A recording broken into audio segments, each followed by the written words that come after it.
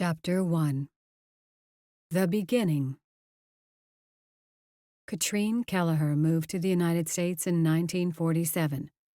The gossipy neighbors called her a trophy wife, though never to her face. She tolerated their jealousy. It was the price a woman paid for being beautiful and classy. Katrine knew she was both. She dressed with flair, hair always done, and wore tight skirts with high heels, even to go grocery shopping. She never left the house with the curler still on, as other women did.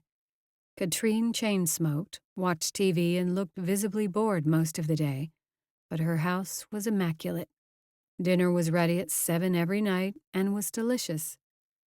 She met Michael Kelleher at a dance in Paris 2 years prior, right after World War II had ended. If one were to believe Katrine's version of the story, Michael literally swept her off her feet and brought her to Pittsburgh before she understood she had just gotten married to an American. Katrine's husband was a genial man, very ambitious, seemingly unscarred by the war. After finishing his degree with help from the GI Bill, he got a job as an engineer at U.S. Steel. Shortly after, the Kellehers bought their house in Shadyside, an upscale Pittsburgh neighborhood. It was something Katrine insisted on. "I grew up in Paris, in the city. I have already sacrificed everything to move to America, so the least you can do is get us a house in the city, not the awful suburbs." In actuality, Katrine had grown up in a village outside of Paris and had been to the City of Lights only a handful of times. But her reputation of a city slicker had grown into a legend, and so Michael obliged. Marianne, the couple's first daughter, was born in 1949. Katrine chose the most quintessentially French name she could find to honor her motherland. Michael Kelleher agreed, albeit after some hesitation. Marianne was a happy, giggly child and promised to grow up to be beautiful, just like her mother. 4 years later, the Kellehers had another girl, and this time Michael Kelleher insisted on naming the baby. The proud father chose the most fashionable name of 1953, Linda. That pretty Buddy Clark song, "I Can't Think of a Better Name Than Linda." He stared lovingly at the infant. Katrine pursed her lips, but did not dare contradict her husband. Instead of openly opposing him, she came up with a French nickname for her second daughter and started calling the little girl Lilou. The nickname stuck, and that was how little Linda got to have two names. Linda was what she was called by her father, at school and the outside world, and Lilou was what her mother and sister called her. She preferred her nickname. It felt safer and easier to pronounce, but Lilou never used it outside of the home. Little Linda, despite having the most popular name, grew up shy and disengaged and had trouble fitting in. Her playful and happy older sister loved being in the spotlight, while Lilou tried to attract as little attention to herself as possible, feeling as if she did not belong, as if there was something wrong with her. She questioned her existence and her appearance. As long as she could remember, Lilou suffered in silence, alone and unwanted, unsure of her place in the world. She never felt close to her mother and shivered under her mother's stern stare. Marianne was kind to her, but their age difference was too much, and their personalities too different for a strong bond. The only person with whom little Linda connected was her father, the only one who understood her. Soon after Lilou turned 14 years old, it became clear that she was not about to outgrow her mousy looks. The warm May evening started the same way as hundreds of evenings before. Lilou waiting by the front door for her father to come home from work. He entered the house exactly at 6, and she rushed to him. He gave her a hug and invited her to sit next to him so that they could read together. That hour before Katrine called the family to dinner was their ritual.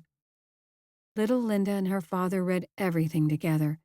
First board books, then picture books, then chapter books, and then the newspaper.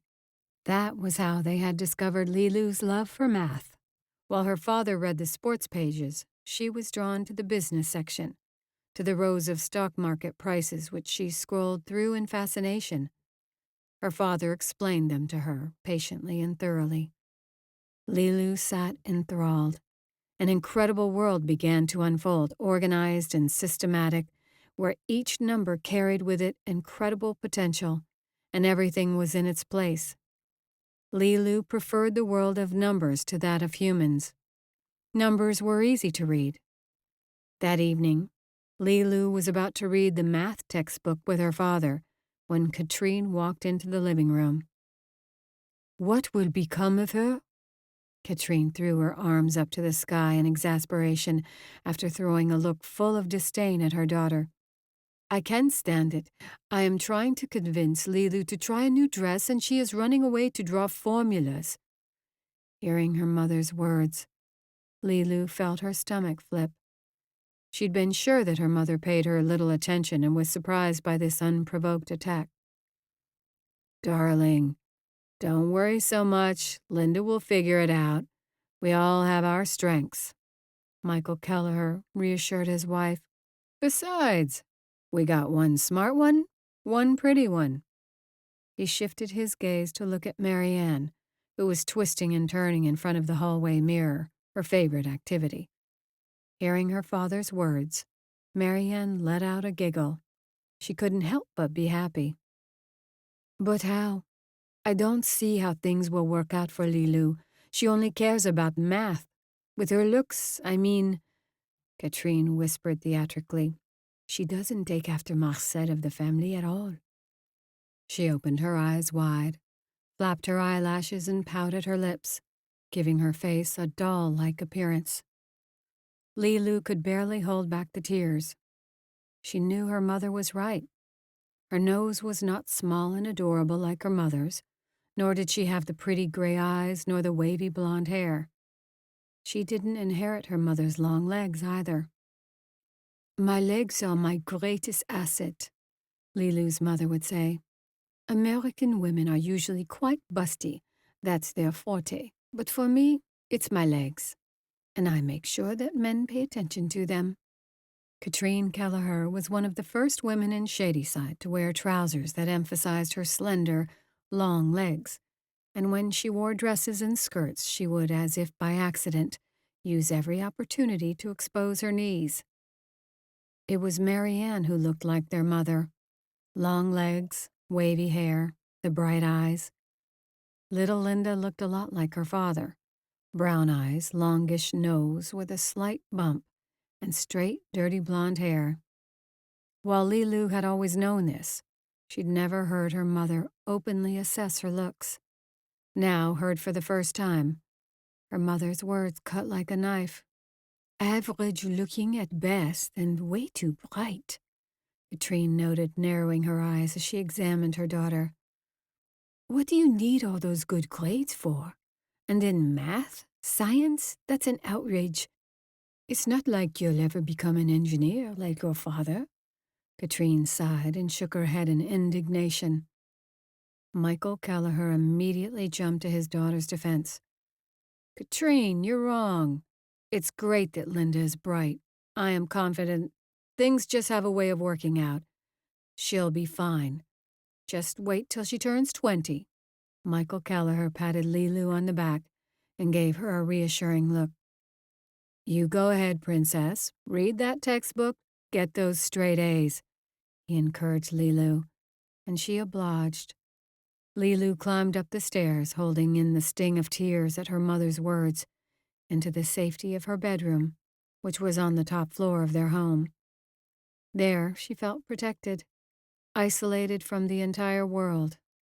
20. Lilou repeated dreamily to herself as she settled in her room and got out a textbook. She took her father's words to heart. Lilou started counting how many months she had left until her 20th birthday. Her life was going to change after that day. She took to translating the months into weeks, days, then hours and minutes, and then she started all over. It became an obsession, and Lilou checked the countdown to her 20th birthday daily, first thing every morning. May 25th, 1968, Saturday. Lilou would never forget that day. She had woken up and just completed the countdown to her 20th birthday. 58 months, or 1,793 days, or 43,032 hours, or 2,581,920 minutes, Lilou repeated. She was about to calculate the seconds when she heard her mother's scream. "Michael, wake up! Wake up!" Scurrying down the stairs, Lilou waited at the top of the steps, hiding behind the banister. "What's happening?" her father asked. Lilou could hear his yawn. He usually went to bed late and rarely got up before 10 in the morning on weekends. Look at this." Katrine, her voice cracking, handed him something. Lilou could just see the corner of what appeared to be a piece of paper. Her father's trembling voice read out loud, "Mama, Daddy, and Lilou, I am moving to California with Patrick. We love each other. He doesn't want to go to Vietnam. We are going to join a commune. I'll be in touch once we settle." "Katrine, I don't understand. Is Marianne gone?" Michael looked up at his wife. "Who is Patrick?" "I have no idea," Katrine yelled out. "I don't know what to do, and the graduation party is next weekend." Lilou's heart sank. She had seen her sister with Patrick, a football player at school. He always wore his football jacket, had ruddy cheeks, and did not seem particularly bright. Marianne is gone. Tears welled up in her eyes as the magnitude of it all caught up with her. Marianne? Gone? To California? Lilou fought back tears, crouching behind the banister. She suddenly felt lightheaded and gripped the wood tightly so her knuckles turned white. "Forget about the graduation party, Katrine," Lilou heard her father's voice. "Forget everything." The Kellehers had already planned a huge graduation party for their eldest daughter. Katrine referred to it as a summer festival. The main idea behind the party, at least as far as Katrine was concerned, had been an engagement announcement, and the only hurdle was the fact that Katrine had not yet identified a suitable candidate for her daughter. It wasn't for lack of trying. Thanks to her mother's efforts, Marianne had met over a dozen young men, all from families with money, most of them with promising careers. The favorite among them was a lanky engineer named Ben, who had just graduated from Carnegie Mellon. Katrine invited Ben for tea and supervised Marianne's dates with the young man. Ben was yet to propose, but Katrine believed it was just a matter of time. Katrine fussed while Marianne remained unfazed. Now the reason for Marianne's indifference towards Ben was clear. She was in love with someone else. "What am I going to tell that nice young man? This is a disgrace. Ben is clearly in love with Marianne." "It doesn't matter, Katrine," Michael squeezed out. By the tone of his voice, Lilou could tell that her father was furious. "How can you say that? Don't you care? Marianne will ruin her reputation if anyone finds out." "It's already too late. She'll come crawling back anyway when he gets bored. When that draft dodger of hers shows his true colors. Scum like that doesn't last," Michael Kelleher announced.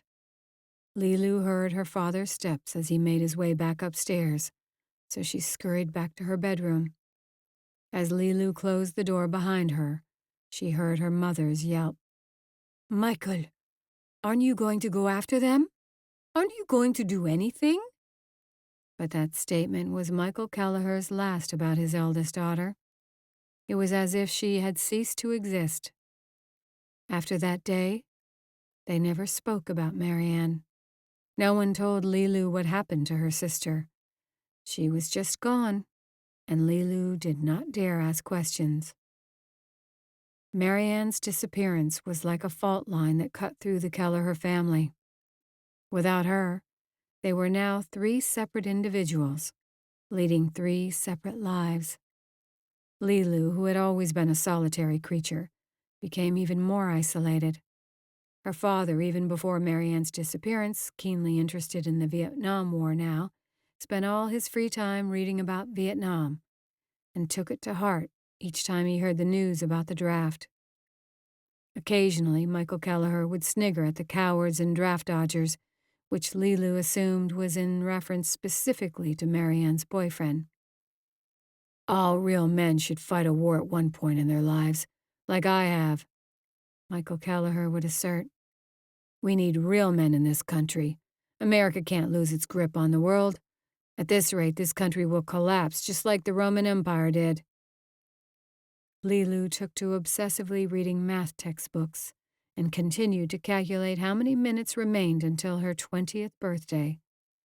Now, twice a day, having added a countdown before bedtime. Katrine dealt with Marianne's disappearance another way. She discovered Mary Kay Cosmetics.